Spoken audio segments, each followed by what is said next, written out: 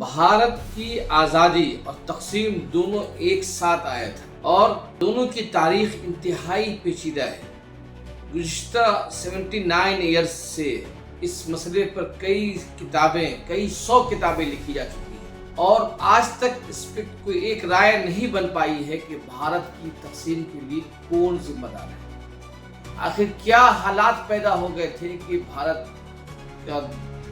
3 हिस्सों में तक़सीम हो गया था, एक मशरक़ी पाकिस्तान, मग़रबी पाकिस्तान और भारत। और तक़सीम के वक्त जो लाखों लोगों को यहाँ से वहाँ मुंतकिल होना पड़ा, मौतें हुई, उस पर भी, उस दर्दनाक कहानी पर भी दर्जनों किताबें, अफसाने, नावल भी लिखी जा चुकी हैं। ये जो लम्हा है 1947 की उस तल्ख़ तरीन लम्हा का, भारत की तक़सीम का, हज़ारों लोगों के मुंतकिल होने का, लाखों लोगों की जान जाने का, ये भारत की तारीख का सबसे स्याह चेहरा, स्याह बाप भी है, स्याह चेहरा। और इसके लिए गुनाहगार कौन है, ये तारीख इस बारे में कोई वाज़ेह जवाब देने में नाकाम है। एक सीधा सा जवाब भारत में इस पूरी तक़सीम के लिए जिन्ना को ठहराया जाता है और ये किसी हद तक दुरुस्त भी है कि मोहम्मद अली जिन्ना इस तक़सीम के खलनायक भी हैं। लेकिन क्या सिर्फ जिन्ना ही खलनायक थे, ये बड़ा सवाल है।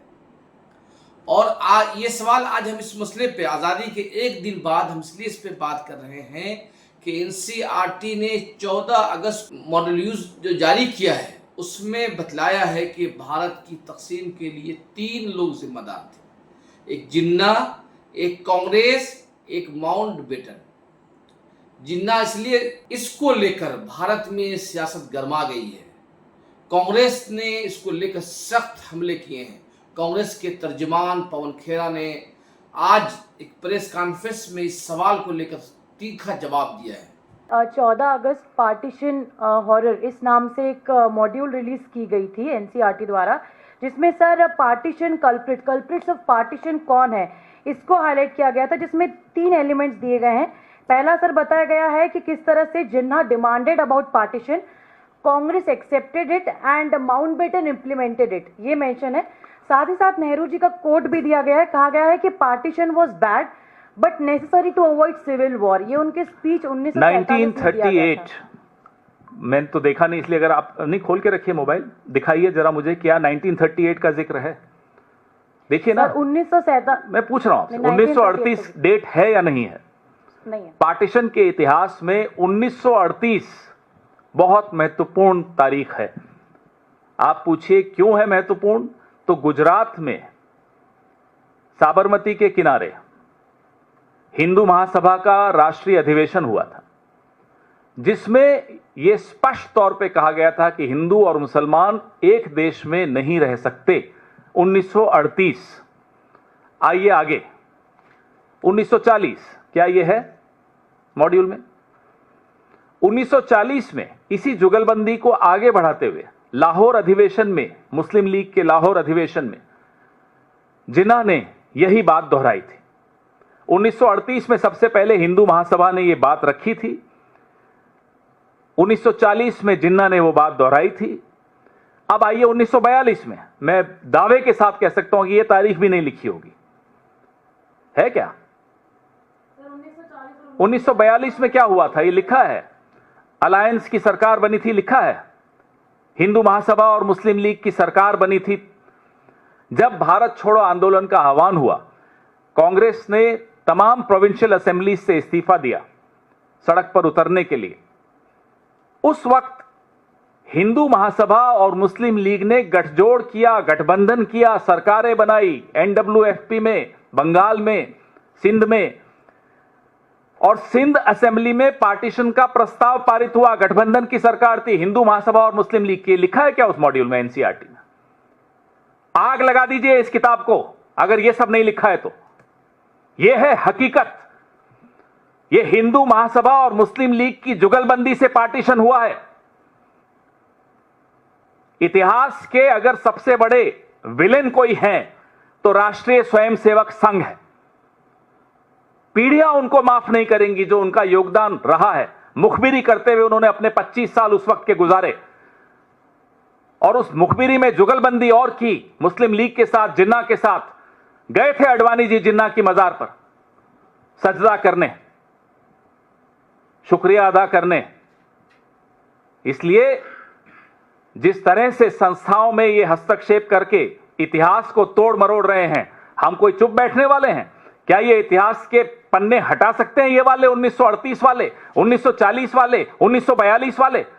لیکن سوال یہ ہے کہ کانگریس کا اپنا موقف اور اس وقت تاریخ کی کتاب نصاب کی کتاب کو بدلنے والے سنگھ پریوار کا اپنا ایک موقف ہے. لیکن بنیادی سوال یہ ہے کہ آخر اس تقسیم کا صحیح ذمہ دار کون ہے؟ اگر آپ تاریخ کی کتابوں کو کھنگالیں تو محمد علی جناح سے پہلے لوگ اس کے تقسیم کے لیے علامہ اقبال کو بھی ذمہ دار رہتے ہیں، اور 1930 میں علامہ اقبال کے الہ آباد خطبے کو تقسیم بھارت کی تقسیم کا ایک سنگی بنیاد قرار دیتے ہیں. گزشتہ دنوں میں تاریخ کی کتاب پڑھ رہا تھا تو معلوم یہ ہوا کہ بھارت کی تقسیم کو لے کر اس کا منصوبہ بہت پہلے ہی تیار کر لیا گیا تھا، اور دراصل یہ ماننا پڑے گا کہ اس ملک بھارت جو ابھی بر صغیر اس کو کہتے ہیں ہم، بھارت مہادیپ اس کو کہا جاتا ہے، جس میں انڈیا، پاکستان، بنگلہ دیش، افغانستان کا کچھ حصہ، کچھ برما کا کچھ حصہ، جس کو ہم یہ کہتے ہیں کہ اور اکھنڈ بھارت جس کو کہا جاتا ہے. اور آپ بار بار سنتے ہوں گے کہ سنگھ پریوار کی طرف سے یہ کہا جاتا ہے کہ ہم ایک اکھنڈ بھارت کا سپنا دکھایا جاتا ہے کہ ایک دن ایسا آئے گا کہ اکھنڈ بھارت بنیں گے. لیکن اگر یہ سوال ہے کہ اکھنڈ بھارت میں سنگھ پریوار کا جو اکھنڈ بھارت کا جو تصور ہے، جو سوچ ہے، اس سوچ کیا ہے؟ کیا آج کا جو آج اس حصے کو اکھنڈ بھارت ایک کہتے ہیں، اگر ایک ہو جائے گا تو اس میں سنگھ جیسی RSS جیسی آرگنائزیشن کی جو سوچ ہے، کیا اس سوچ سے کوئی بھارت اکھنڈ ہو سکتا ہے؟ یہ سوال اپنی جگہ پر ہے. لیکن آج ہم فوکس کر رہے ہیں اس سوال پر کہ بھارت کی تقسیم کا اصل گناہگار کون ہے، ذمہ دار کون ہے، حالات کس نے پیدا کیا. یہ بہت ہی آسان ہے کہہ دینا کہ اس کے لیے کانگریس ذمہ دار ہے، کیونکہ کانگریس تحریک آزادی کی لیڈرشپ نبھا رہی تھی، اور اس جو ماڈل یوز جو جاری ہوا اس میں کہا گیا کہ کانگریس جناح کے سامنے جھک گئے اور مطالبہ مان لیا، اور نہرو نے یہ کہا کہ بھائی بھارت کی تقسیم ناگزیر ہے. یہ سب باتیں کہنا آسان ہے، لیکن جب ہم تاریخ میں جاتے ہیں تو 1930 سے پہلے، علامہ اقبال کے خطبے سے پہلے 1924 میں لالا لاجپت رائے، جنہیں انگریزوں نے گولی مار کر زخمی کر دیا، جس کی وجہ سے ان کی موت ہو گئی، وہ شہید ہو گئے. اور ایک مجاہد آزادی ہے لالا لاجپت رائے، بھارت کی تحریک آزادی کے ایک بڑے کردار ہے لالا لاجپت. 1924 کے پنجاب ٹریبیون میں ایک آرٹیکل چھپتا ہے. اس آرٹیکل کو پڑھنے سے اندازہ ہوتا ہے کہ اس وقت کی جو بھارت کے کئی بڑے سینئر مجاہدین آزادی تھے، سوندرا سنانی تھے، ان کی کیا سوچ تھی. آئیے میں آپ کو 1924 کے ٹریبیون کے اس آرٹیکل کا کچھ مطلب بتاتا ہوں. لالا لاجپت رائے کا 1924 میں لاہور سے شائع ہونے والے پنجاب ٹریبیون میں انہوں نے ایک مضمون لکھا، جس میں پہلی مرتبہ لالا لاجپت رائے نے بھارت کی مذہبی بنیاد پر تقسیم کرنے کے منصوبے کا ذکر کیا. اس میں انہوں نے لکھا کہ جب بھارت آزاد ہوگا اس وقت 4 بڑی بڑی ریاستیں بنیں گی، جو مسلم اکثریتی ریاست ہوگی، جس میں صوبہ سرحد، مغربی پنجاب، سندھ اور مشرقی بنگلہ دیش، ویسٹ بنگال، سرحد، یہ 4 اسٹیٹ ہوں گے. اور ان 4 اسٹیٹ میں مسلمانوں کی بڑی اکثریتی آبادی ہو جائے گی. آگے انہوں نے کہا کہ یہ جو بھارت کی جو 4 بڑی بڑی ریاستیں ہیں جہاں بڑی تعداد میں مسلمانوں کی آبادی ہے، یہ متحدہ ہندوستان کے لیے، متحدہ بھارت کے لیے ایک بڑا خطرہ ہوگا، اور اس کی وجہ سے مسلم انڈیا اور غیر مسلم انڈیا میں تقسیم ہو جائے گا. اگرچہ انہوں نے اس مضمون میں بلوچستان کا ذکر نہیں کیا تھا، اور انہوں نے لکھا کہ دراصل خطرہ یہ ہے کہ جو 4 ریاستیں ہیں، یہ 4 ریاستیں اگر افغانستان سے مل گیا، افغانستان مسلم ممالک کس طرح سے سٹے ہوئے ہیں ان سے مل گئے، تو بھارت کے لیے ایک بڑا خطرہ ہو جائے گا. اگر آپ غور کریں، لالا لاجپت رائے کے اس مضمون کو سمجھنے کی کوشش کریں، तो लाला लाजपत राय कहना चाहते हैं कि भारत का जो मुसलमान है वो अगर अरब, अफगानिस्तान, ईरान के मुसलमानों के साथ मिलकर इस भारत जो मुत्तहदा भारत है उसके लिए बड़ा खतरा बन सकते हैं, ये कहना चाह रहे हैं। ये लाला लाजपत राय की अपनी, देखिए इसका मतलब ये नहीं है, ये जो मैं आपको कोटेशन नकल कर रहा हूँ उसका मतलब हरगिज ये नहीं है कि हम लाला लाजपत राय की जद्दोजहद आज़ादी पर उंगली उठा रहे हैं। लेकिन लाला लाजपत राय की इसी सोच की अक्कासी अगर आप देखें 1919 में, ये 1924-25 में कायम होने वाली आरएसएस संघ परिवार, जिसका जिक्र आज कल प्राइम मिनिस्टर ने लाल किला के फसील से किया है, या सावरकर जिनको आप गांधी से बड़ा लीडर बनाया जा रहा है, पेट्रोलियम मंत्रालय का जो इश्तिहार छपा है उसमें जो तस्वीर आई है, उस तस्वीर में सावरकर की तस्वीर को गांधी से पहले दिखलाया गया है। एक तरफ साबित करने की कोशिश की गई है कि गांधी से बड़ा लीडर सावरकर है। लेकिन उसी सावरकर ने अपने हिंदुत्व वाली किताब जो 1923 में छपी है उसमें टू नेशन की थ्योरी पेश की थी। मतलब जिन्ना से भी 6 साल पहले, जिन्ना के तकसीम हिंद के या पाकिस्तान की तामीर का जो मुतालबा जिन्ना ने किया, उससे 6 साल कबल 1923 में सावरकर ने टू नेशन थ्योरी पर एक मजमून लिखा और जो बाद में हिंदुत्व जो उनकी किताब उसका हिस्सा बना।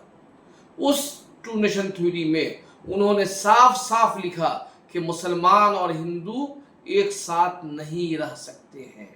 उनकी तहरीरों को, उनके मज़ामीन को अगर लाला लाजपत राय के तनाजुर में देखा जाए तो ये जो हिंदू महासभा है, जो आरएसएस से पहले हिंदू महासभा था, जनसंघ था, ये अगर आप देखें ये तमाम ऑर्गेनाइजेशन की सोच भी लाला लाजपत राय की सोच की तरह है। सावरकर से लेकर हिडक्वार, गुरु ग्वालकर, इनके तमाम किताबों में मुसलमानों को एक बड़ा खतरा के तौर पर देखा गया है।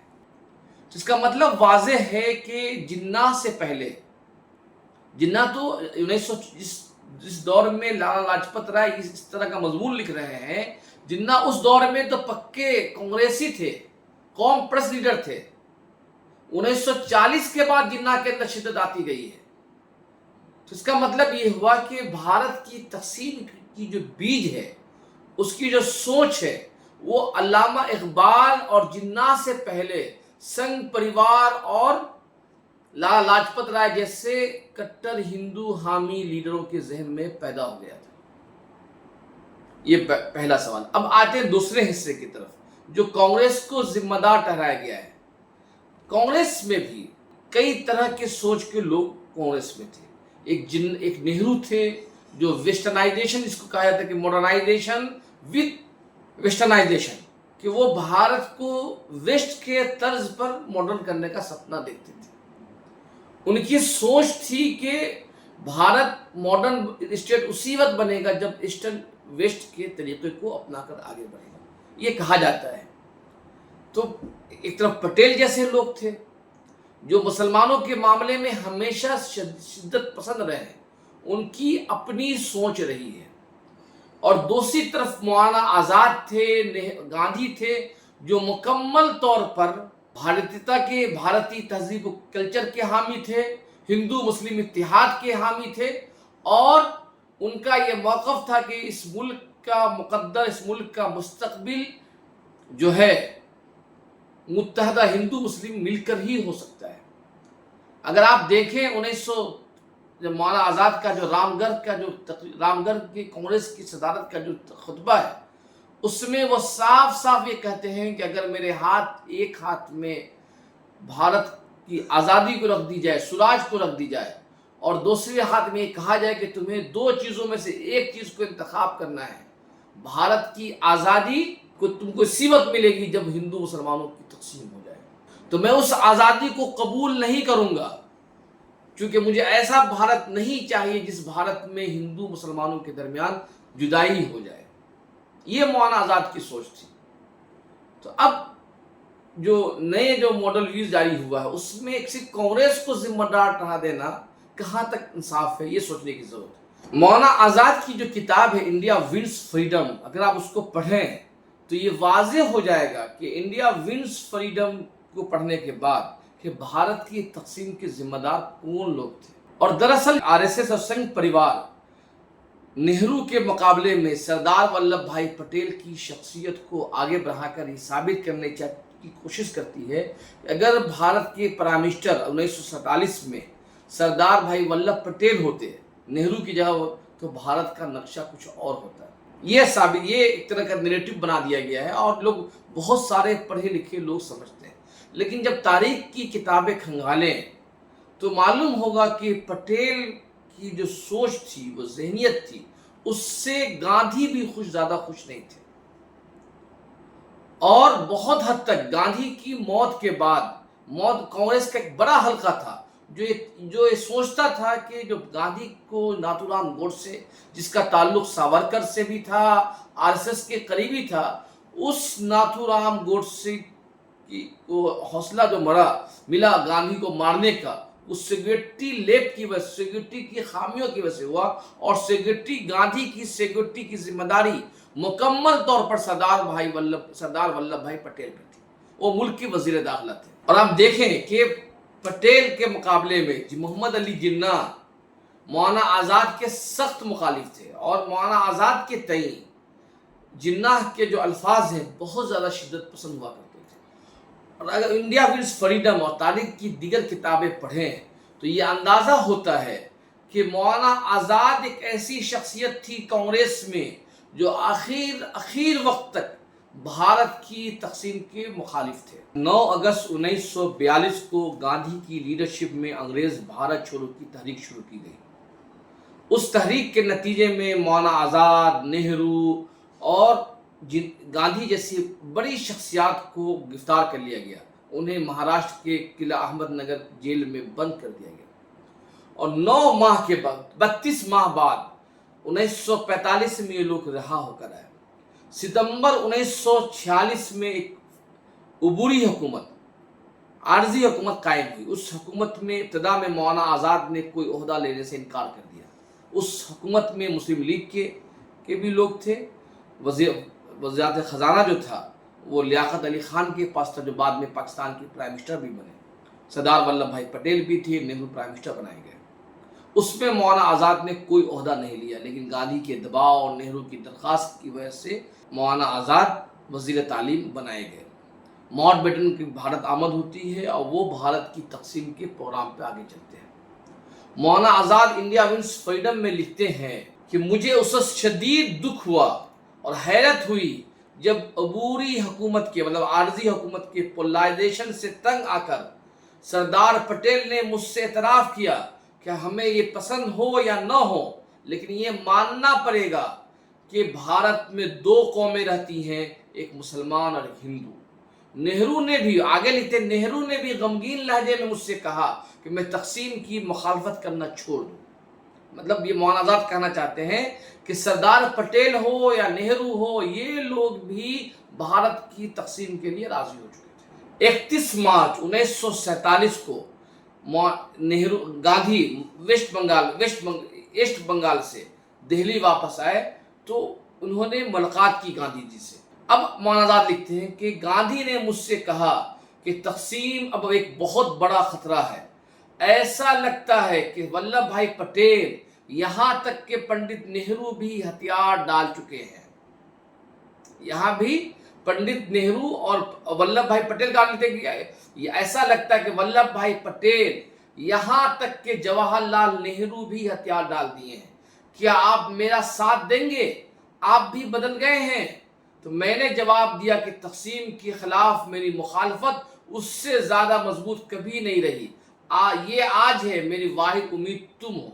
गांधी ने कहा कि मेरी आखिरी उम्मीद तुम हो। आगे गांधी कहते हैं कि कांग्रेस सिर्फ मेरी लाश पर तकसीम कबूल करेगी, लेकिन 2 माह बाद, आज़ाद लिखते हैं, लेकिन 2 माह बाद गांधी जी ने मुझे अपनी ज़िंदगी का सबसे बड़ा धक्का दिया जब उन्होंने कहा कि तकसीम को मजीद रोका नहीं जा सकता। अब ये मौलाना आज़ाद की कैलकुलेशन, उससे 3 बात वाज़ेह हुई कि कांग्रेस जब देखा कि हालात ख़राब हो गए हैं मुल्क के, तो सबसे पहले सरदार वल्लभ भाई पटेल तकसीम हिंद के लिए राजी हो गए। उसके बाद नेहरू तैयार हो गए। उसके बाद गांधी ने भी हथियार डाल दिए। अब आखिरी जो शख्सियत थी, जो कांग्रेस के फॉर्मर सदर थे, जो 46 تک کانگریس کی صدارت سنبھالی. مولانا آزاد وہ سب سے آخری شخص تھے, آخری فرد تھے جنہیں بھارت کی تقسیم کا کروا گھونٹ پینا پڑا, اور مولانا آزاد وہ واحد شخص تھے جنہوں نے آخر وقت تک تقسیم ہند کی مخالفت کی. اب ایسے میں سوال یہ ہے کہ کیا یہ نصاب پڑھانے والے, NCERT والے پڑھانے والے صرف یس نو میں چھوٹے چھوٹے جواب دے کر تاریخ کے ساتھ کھلواڑ تو نہیں کر رہے ہیں؟ صرف یہ کہہ دینا کہ کانگریس ذمہ دار ہے, یہ کیا تاریخ کی سچائی ہے؟ نہیں, یہ آدھا سچ اور آدھا جھوٹ پر مبنی ہے, اور جب آدھا سچ کو جھوٹ کے ساتھ پروسا جائے تو سب سے بڑا خطرناک کھیل ہو جاتا ہے. یہی سب سے بڑا مسئلہ ہے کہ دراصل آدھا سچ کو آدھے جھوٹ کے ساتھ پروسا جا رہا ہے. NCERT کے اس چیپٹر میں آدھے سچ کو آدھے جھوٹ کے ساتھ پروسا گیا ہے. دراصل بھارت کی تقسیم کا جو اصل گناہگار ہے وہ RSS, محمد علی جناح اور کانگریس کی یہ ہندوتو لابی تھی جس کی لیڈرشپ سردار ولبھ بھائی پٹیل کر رہے تھے. اور کسی حد تک اگر مولانا آزاد کی انڈیا ونس فریڈم کی کتاب پہ یقین کر لیں تو کسی حد تک نہرو کی جلد بازی بھی اس کے لیے ذمہ دار تھی. اور یہ دیکھیں, ایک کتاب ہے عمر خالدی کی, انڈین مسلم اکنامک کر کے کتاب ہے. اس کتاب میں عمر خالدی نے لکھا ہے کہ بھارت کی تقسیم کے بعد جو فرقہ وارانہ فسادات ہوئے اور جس طریقے سے حیدرآباد میں جلد بازی میں فائرنگ کی گئی, اور پٹیل جس طریقے سے مسلمانوں کے ساتھ نپٹنے کی کوشش کر رہے تھے, اس کی وجہ سے بھارت میں بڑے بڑے فرقہ وارانہ فسادات ہوئے. اور پٹیل یہاں تک مولانا آزاد کے خلاف تھے کہ ان کے پٹیل اپنی نجی محفلوں میں یہ تک کہتے تھے, if you want to go Pakistan, اگر تم پاکستان جانا چاہتے ہو تو not need the visa and passport, تمہیں ویزا اور پاسپورٹ کی ضرورت نہیں ہے, بولے گو ٹو نارتھ بلوک, بلکہ نارتھ بلوک جہاں مولانا آزاد کا دفتر تھا, جہاں ایجوکیشن منتری کا دفتر تھا, وہاں چلے جاؤ, وہاں تم پاکستان کو دیکھ لو گے. اور عمر خالدی نے اپنی کتاب میں یہ بھی لکھا ہے کہ اس زمانے کے جو مسلم IS جو آفیسر رہ گئے تھے انہیں کہا جاتا تھا تمہیں کام کی کیا ضرورت, تم چلے جاؤ آزاد کے دفتر میں. یہ جو سوچ تھی, تو اس طرح کی جو سوچ کے لوگ تھے, اس سوچ نے بھارت کے اتحاد کو, بھارت کی سالمیت کو نقصان پہنچایا. تو اس لیے تاریخ کو جب آپ پڑھیں اور سمجھیں تو ایک بڑے ریسپیکٹ, بڑے دائرے میں وسعت کے دائرے پڑھیں تو سچائی آپ کو سامنے آئے گی, ورنہ آدھا سچ آدھا جھوٹ آپ کو ناکارہ, نکما اور ایک آتنکوادی اور ایک شدت پسندی بنائے گا, ایک بہترین امن پسند شہری نہیں بنائے گا. آپ دیکھ رہے تھے انصاف نیوز آن لائن. بہت بہت شکریہ.